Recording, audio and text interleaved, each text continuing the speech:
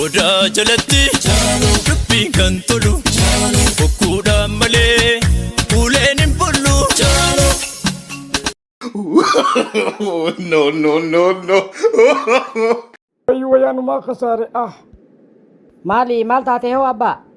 ilmumaan dhaleetu na arrabsee kute Akkam jee si arrabse kun guddisaa badduun baalageen kun saree jedhee na arrabsee wayii na hambise akkamitti akkas jee si arrabsa hin qaanfatu ilmi saree kun mee isa jira sarichi?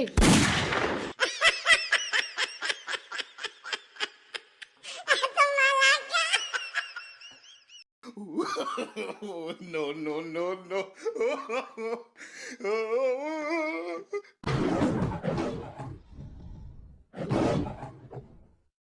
Awo maal akkana turuun hay siifannee barnuti Amma akkaan itti dhufee wayii nafee amma narraa laaffisi filima waraabuu haa eegallu. tole mee haa taatu haya Filimni akkaan iskiriptii dubbiseetti laga biraa eegala. Anaa mixiyyoo bareedduu takka jana janu. Mee lagni san eessa nu haasigaa? Mixiyyoo noo laga bira dheexee nu eega jirti moo? noo filimni asirraa jalqaba iskiriptiin ati fudhatee dubbiste san dogongora silaa bikka durarraa eegalu san irraanfanne kanaaf asirraa jalqaba. Dhaabbume leenci kunoo iskiriptii keessa jiraa jechuu baattu. Kanirraa irraanfanne Dura anaa fi leenca kanaatu filima eegalaa jechuudha.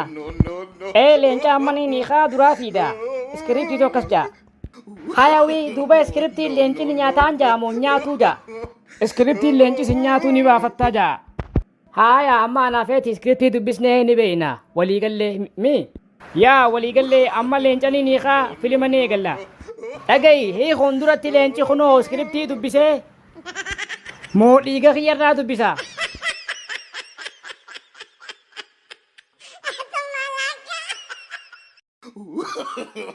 No, no, no, no.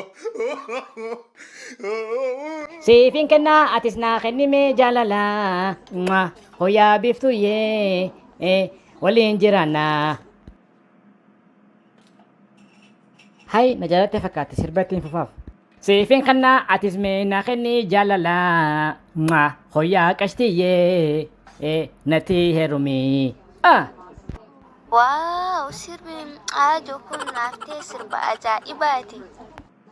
sirba ajaa'ibaati billaa aleek sirba magaalaa guutuu godhu jiru Mee YouTube irraa akkam jeetiin sarchi godhadha. godhi sarchi godhi siif baha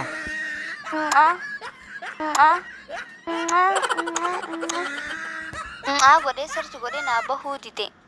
sirriitti hin goone laal sirriitti godhi siif baha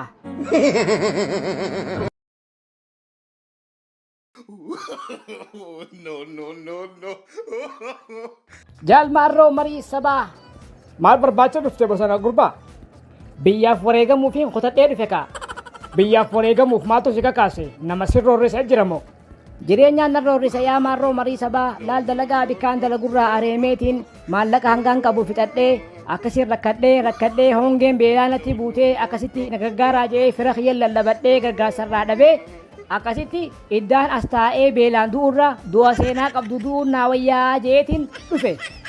diluma kana firri kee garaa si jabaatee beela si dhiise Bar firri zamanaa gaafuma doon dhufanii firfir jaanii boo'en malee gaafa lubbuun jiran dhufanii wal ilaalanii.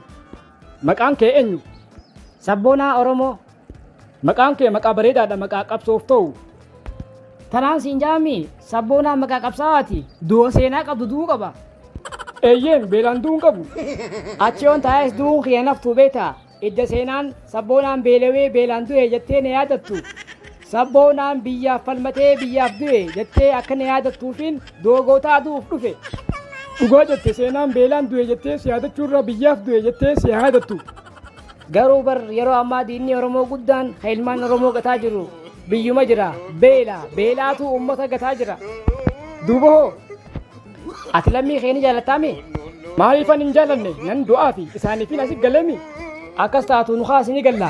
gallee isaa waliin beelaan duuna gali di gallaa gali beelaatu si waamee gali naan jedhigaa Lammii kee kan beelawee si waamee gali. Walumaan beelawinee beelaan duunaaf si waamee gali. Gali ni gallaa gali.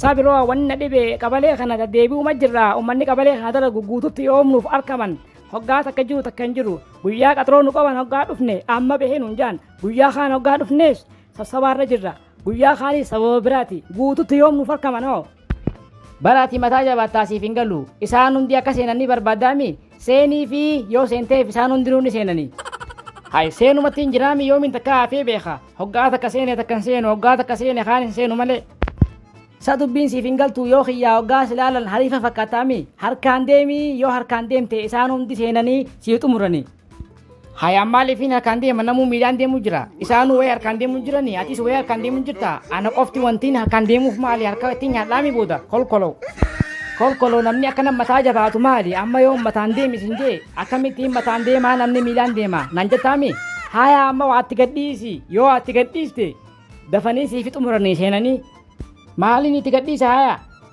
dhagaa itti gadhiisi siin jedhu boo maallaqa itti gadhiisi hariifa cinaa dhawanii itti himanii jaan gawwaa moo dhawanii itti himanii maallaqa itti gadhiisi halas kuni malaamaltummaadhaami hay dhimma takka xumurachuudhaaf maallaqa namaa kannuu malaamaltummaa haa balaaleeffannuu yeroo jaan televizyiinattiin argine hay san gubbaan Khadiir Jawaar magaalaa teenya tolchee jee namuu haasoo jiraami dhugaadha Khadiir Jawaar eega dhufe waan hedduu jijjiiree ammallee jijjiiru jira garuu immoo sababa qanyuur malaamaltummaa nyaatu qawwammata cicciniinee bilbilchaa jirutti maqaan isaatu qamuun qabu inni biyya guddisuuf tattaafachuu jira isaan immoo guddina biyyaatti gufuu ta'anii garaa isaanii guddisuuf jiran qanyuur malaamaltummaa nyaatu jira ammaas qanyuur jechuun tuchee nama ciniintusanii mee eessa jira nuti ammaan tana eenyu eegu jirra si fakkaata qanyuur eegu jirraa bar asfaa qanyuurumaa guuteemi nuti ciniinanii nu belbelchanii belbelle qanyuur hoggaa jettu ummata malaamaltummaa nyaatu jechuu keeti akka nagaa billaa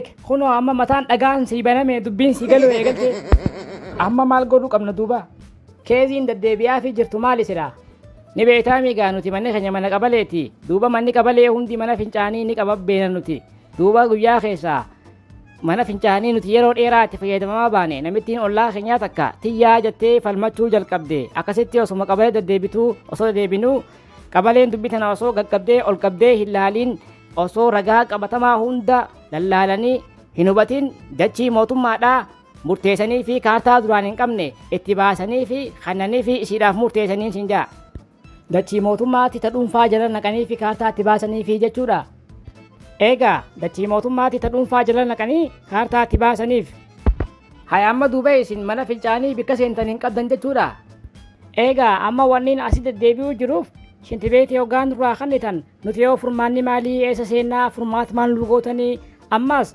wanni kun akkamitti isiidhaaf murtaa'uu danda'ee osoo namuu hin harkamin osoo dubbiin tun sirriitti hin laalamin jee gaafachuufiin as deddeebi'uu jira takkaffaa irratti jechii mootummaa tan dhuunfaa jala naquu malaamaltummaa lammaffaa namni ni nyaata ni dhugaa yoo mana fincaanii hin qabaanne eessa seena haayilaandii fi feestaala fayyadamaa kolkolou hay tuni garaa jabeenya namni rabbi sodaachuu qaba ammaas as deebi'iti dhimma kana sirrii laalanii ragaa qabatama fidanii wal cinaa qabanii akkasitti murtaa'uu qaba malee caljaanii murteessuu hin jiru rabbii sodaachuu qaban dhugaa keeti sanuu nama salaatu hayaa abbaan kiyyallee masgiida dhaqee salaata ummaan tiyyahoo salaata shanan manuma salaati duubamee haalli kun gaariidha rabbiin ni jaalata hay kuni wal jallamuudha dalagaa akkanaa rabbiillee hin jaalatu namni rabbi sodaachuu qaba laal osoo Khadiiroon hin dhufin dura sababa malaamaltummaa fi minaaman kanatti miskiina hedduutu jallamamu ture duuba eega Khadiiroon dhufe waa hedduu magaalaa keessaa qulqulleessee waa hedduu tolchee waa hedduu jijjiire Khadiir laman deebi'u rabbi isallee umrii haa dheeressu duuba qanyuur takka takka ha guddina biyyaatti gufuu tahee garaasaa guddisu kana rabbi nurraa haa buqqisu duuba amma nuti maal godhuu dandeenya abshir dhimma kana hanga maayyii jira deemna rabbiin miskiinaa waliin jira rabbiin nama zallamuun jaalatu zaalima addunyaa marattu waan hojii isaanii irraa kafalee isaan garsiisu ta'a gara biraatiin dhaamsi nuti qabnu nama itti gaafatamaa bakka takkaa tahee ummata miskiina kana haqaa hin tajaajille itti gaafatamummaa isaa kana fayyadamee dhimma dhuunfaa isaa ittiin bahatu rabbi haa sodaatu rabbii fuula baru itti deebi'u taa'u nama biraatii miti rabbii lubbuun isaanii harka jirtu haa sodaatanii dhugaa keeti ummata ilmaan guddifatu harakkoo isaanii akka furamtuuf fuula isaanii deemee dhaabbatu akkana godhuun kun waan sirriiti miti rabbi sodaachuu qaban na'am akka isaan miskiina mana fincaanii dhokkan kanatti fincaan itti diduuf ta'a isaanis dhugaa keeti akkuma isaan mana fincaanii nama cufan kanatti Rabbiin tuubboo isaanii fincaanii yoo cufe hoo nam meeqaa jira fincaan dadhabee mana yaalaa jiru rabbi sodaatanii waan akkanaa dhiisuu qaban. Warra biyya guddisuuf tattaafachaa jiru rabbi haa gargaaru. Ka ilmaan guddifachuuf halkanii guyyaa roobaa fi aduu keessa gubachaa jirus rabbi haa gargaaru. Kan guddina biyyaa gufuu tahee garaa isaa guddisuuf tattaafatu haa dhabamsiisu. Amiin.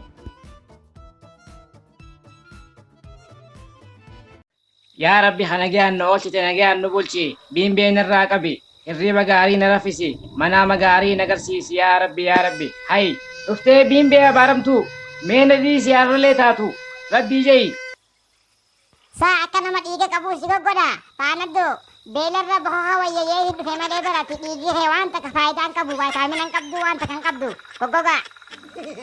Amma if kabajigaa biimbee abaaramtuu ayyalallattu dhiiga kiyyaatumaa fi shanyiteetii dhufee na keessaa xuuxee vaayitaamina hunda na keessaa fixeemi.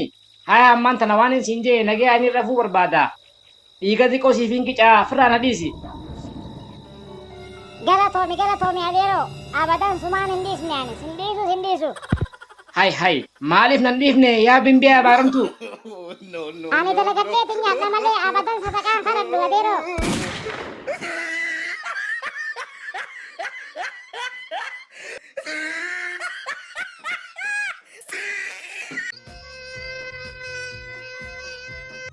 Hay maal taate gaa biimbee abaaramtu ganaa aduun guyyaadhaa bar yoom galgala maa guyyaan dhufta. Ani ammoo ambiraatiif hin dhufne oduun sii fidee dhufe. Oduun sii fidee haya mee odeessi BBC. Dhaga'i gawwaa gurbaan kee kadeen kan dhadhaate san gurbaa keetii miti dhiiga keetii fi dhiiga isaa sirriitti ilaaleetiin mirkaneeffadhee jira ilma namaan guddisin. Aboodis mee wallaahi jeeme. Wallaahi keetii miti abbaan hin beekaa geesii darbiif ilma namaa guddisuuf maaltu siin gahe. Keenyuti. Ka ollaa keetii fi geesii darbiif ilmoo abbaan haa guddifatu jaatii keetii zattaan dhawee ala gaddarbii duwwaa jaartii miti kolkolou. Qeerroo fi qarreen Harargee jirtu. Qeerroo fi qarreen Oromiyaa marti jirtu. Jiraadhaa. Duraan dursee waan isin jechuu barbaadu rabbiin waa dhabaan fuula namaa isin dhaabin fuulli namaa azaaba. Zamana yoo waa dhabaan fuula namaa dhaabbatte namni sanis footoo si kaasee fuula addunyaa si dhaabuu jirra. Duuba rabbiin fuula namaa isin dhaabin isin jechaa dhimma jimaa raayin waa xiqqaa dubbachuu barbaada. Dhimmi jimaa yoo haala kanaan itti fufee namni keenya rakkoo keessa galaa hoggaa rakkatee fuula namaa dhaabbata. Kanaafuu waan dhufaa ta'aa ofirraa ilaalanii sagalee waliif ta'anii rakkina jiru waliin furuun dirqamaa jeetii yaada. Rabbiin rakkoo hunda nurraa haa furu. Nuti Oromoon Harargee dhimma jimaa kana saphatti hin laallu. Jimaan haadha abbaa keenya kan nu guddise. Duuba jimaan rakkishuun kun nu yatiimeesse. Nuti hanga har'aa yatiimummaa keenya ofirratti hin garre. Duuba wanti jimaa mudate kun yatiima ta'uu keenya nutti mul'ise. Duuba nuti haadha abbaan keenya jimaadhaan nu dhiisanii du'an. Jimaadhaan guddannee jimaadhaan barannee ammallee jimaadhaan jiraachaa jirra. Dhimmi jimaa kuni nu biratti waan salphaa miti. Jimaan jiruuf jireenya keenya. Jimaadhaan jiraachuu jirra. Jimaan salphaa miti. Haadha abbaan keenya du'anis jimaadha nu dhiisanii du'an. Jimaadha gurgurannee uffata bitannaa. Jimaadha gurgurannee yeroo nu dhukkubees mana yaalaa dheenaa.